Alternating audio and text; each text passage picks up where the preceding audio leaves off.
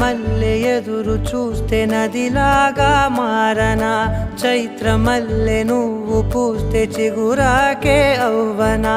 నన్నే వరించే యువరాజును అంట నీ యువరాణి పదవి